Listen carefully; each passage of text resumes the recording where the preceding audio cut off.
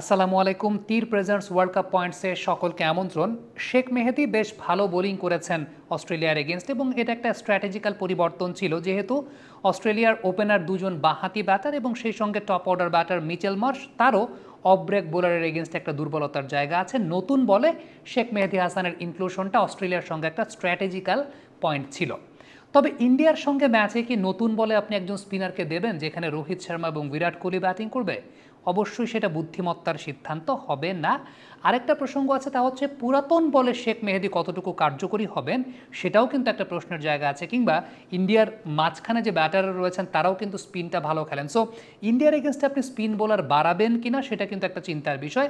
Definitely ইন্ডিয়ার সঙ্গে ম্যাচে শরীফুল ইনক্লুড হবেন। এখন কোন জায়গায় ইনক্লুড হবেন, সেটা কি চারজন পেস বোলার নিয়ে বাংলাদেশ খেলবে, নাকি সেই জায়গাটায় কোনো একজন বোলারের পরিবর্তে সেটা হতে পারে তাসকিন আহমেদ, তার জায়গায় শরীফুলকে ইনকর্পোরেট করা হবে? এটা একটা প্রশ্নের জায়গা হতে পারে। প্রথমত শরীফুলকে কেন লাগবেই ইন্ডিয়ার এগেনস্টে ম্যাচে, তার অন্যতম বড় কারণের জায়গাটা হচ্ছে রোহিত শর্মা। এই টুর্নামেন্টে রোহিত শর্মা এখন পর্যন্ত 3টা ম্যাচে যে আউট হয়েছেন, 3টা বাঁহাতি পেস বোলারের বলে তিনি আউট হয়েছেন এবং একই প্যাটার্নের বলে শাহিন শাফরিদির এগেনস্টে আউট হয়েছেন, সৌরভ নেত্রাওয়ালকারের বলে তিনি আউট হয়েছেন এবং লাস্ট ম্যাচে আমরা দেখলাম ফজল হক ফারুকের বলে আউট হয়েছেন। এবং ইনকামিং বলগুলো যেগুলো বাঁহাতি pace bowler shaping in towards the right handed batter, ওই ধরনের বলগুলোর এগেনস্টে একটা সিমিলার করিডোরেই রোহিত শর্মা উইকেট দিয়েছেন। সো রোহিত শর্মাকে ডিস্টার্ব করার জন্য শরীফুলের মতো বোলারকে অবশ্যই আপনাকে শুরুর দিকে রাখতে হবে। মোস্তাফিজকে আপনি শুরুর দিকে ইউজ করতে চাইবেন না, কারণটা হচ্ছে ডেথ ওভার্স মিড ওভার্সে মোস্তাফিজের একটা কার্যকারিতার জায়গা আছে। সো ইন্ডিয়ার এগেনস্টে ম্যাচে আপনার দুই বাঁহাতি পেস বোলার লাগবেই, নতুন বলে শরীফুলকে সেই জায়গাটা লাগবে। তবে রোহিত শর্মা যে শুধুমাত্র বাঁহাতি পেস বোলারের বলেই তার উইক জোন আছে, ব্যাপারটা কিন্তু সেরকম না।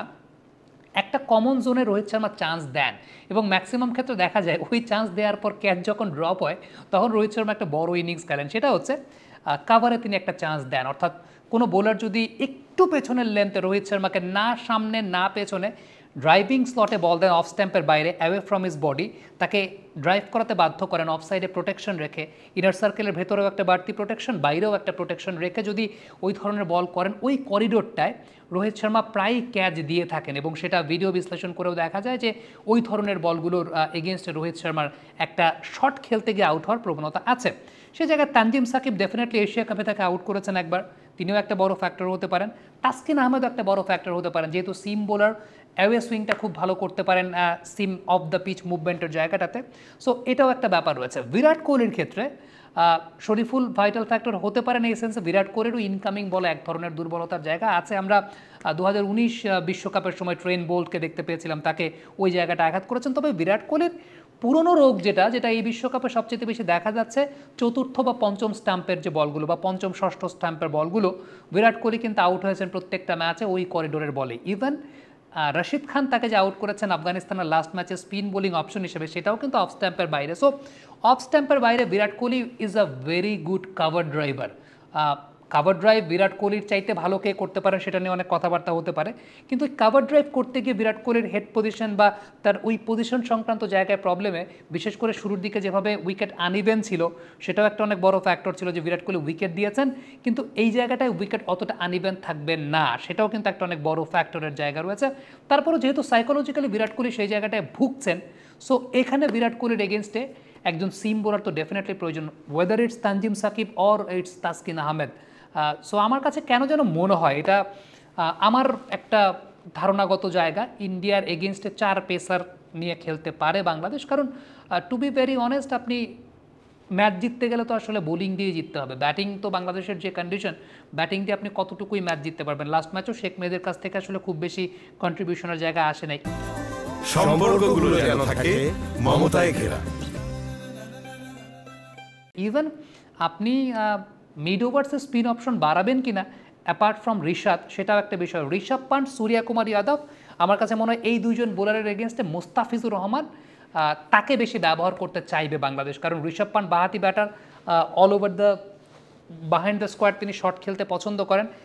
ইনকামিং যে বলগুলো মুস্তাফিজ বাঁহাতি ব্যাটারকে করেন এবং বডি লাইন বরাবর, এগুলো বাঁহাতি ব্যাটারের জন্য ডিফিকাল্ট হয়। সো ঋষভ পান্টকে রোখার জন্য মোস্তাফিজুর রহমানকে আপনার লাগবে, কিন্তু সূর্যা বা ঋষভ পান্টকে যদি আপনি স্পিন বোলিংয়ের ফ্রিবি দিয়ে দেন অ্যাপার্ট ফ্রম ঋষাদ, ওইটা কিন্তু ডিফিকাল্ট একটা ব্যাপার কিন্তু রয়েছে। সাকিব আল হাসান ইন্ডিয়ার এগেনস্টে ভালো বোলিং করেন, তিনি ভালো বোলিং করবেন সে প্রত্যাশাও করে, বোলিং করবেন অন্তত সে প্রত্যাশা করি। এরকম যে ঋষভ পান্ট ব্যাটিংয়ে থাকলে সাকিব আল হাসান বোলিং করতে আসবেন না, এই দৃশ্যটা আসলে দেখতে চাই না। এটা একটা মানে খুব গুরুত্বপূর্ণ জায়গা। সো প্ল্যানটা তো আসলে বোলিং নিয়েই করতে হবে, কারণ ব্যাটিং নিয়ে প্ল্যান করার কোনো কিছু নাই। ব্যাটসম্যানদের যে সামর্থ্যের জায়গা আছে আমরা জানি যে খুব লিমিটেড সামর্থ্য আছে ব্যাটসম্যানদের। সো এটা নিয়ে আলাদা করে প্ল্যান করার বা এটা নিয়ে প্ল্যান আর কি বলবো, ব্যাটারদের তো নিয়ে প্ল্যান করার কোনো কিছু নাই।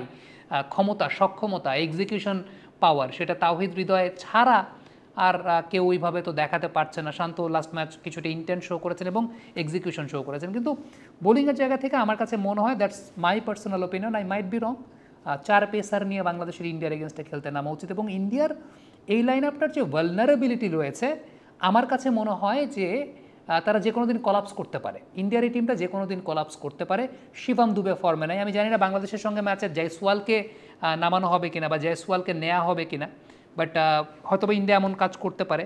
আবার মিড ওভার্সের স্ট্রেংথ বাড়ানোর জন্য চিন্তা করতে পারে যে বাংলাদেশের মিড ওভার্সের স্পিনার রয়েছে, শিবম দুবেকে সেই জায়গায় রিশাদকে আটকানোর জন্য নিতে পারে, কিন্তু শিবম দুবের এই মুহূর্তে ফর্ম তো খুব একটা ভালো না। সো এই সুযোগগুলো কিন্তু কাজে লাগানোর অনেক উপায় আছে। এবং ইন্ডিয়া যদি আগে ব্যাটিং করে এরকম ইন বিটুইন 150 160 তাদেরকে যদি অল আউট করে দেওয়া যায়, there is always a match on. Bangladesh আগে ব্যাটিং করে 150 60 করলে বোলিংয়ের যে পটেনশিয়াল আছে, যদি প্ল্যান ওয়াইজ কাজ করতে পারে, ইন্ডিয়ার ব্যাটিং অর্ডারের যে একটা ভালনারেবিলিটি রয়েছে, টপ অর্ডার যেভাবে স্ট্রাগল করছে, রোহিত শর্মা বিরাট কোহলি ক্লিক করতে পারছে না নিয়মিতভাবে, সুরিয়ার উপর দিয়ে অনেকাংশে চলছে, মুস্তাফিজুর রহমান রয়েছেন সুরিয়াকে আটকানোর জন্য, there is always a match on. আমি তো সবসময় আশাবাদী থাকি। এটা নিয়ে আমাকে অনেক কথা শুনতে আমি জানি, বাট দিন শেষে টু বি ভেরি অনেস্ট আমরা আমাদের লিমিটেশনের জায়গা জানি। বাংলাদেশ ক্রিকেট টিমের অনেক লিমিটেশনের জায়গা আছে, ব্যাটিং ওয়াইজ তো ডেফিনেটলি অনেক লিমিটেশনের জায়গা আছে। এই টিমটাকে বোলিং দিয়েই চিন্তা করি, বোলিং দিয়েই পরিকল্পনার কথা আপনাদের সামনে তুলে ধরার চেষ্টা করি। কমেন্ট বক্সে আপনাদের মন্তব্য মতামত জানতে চাই, এনিথিং। Thank you.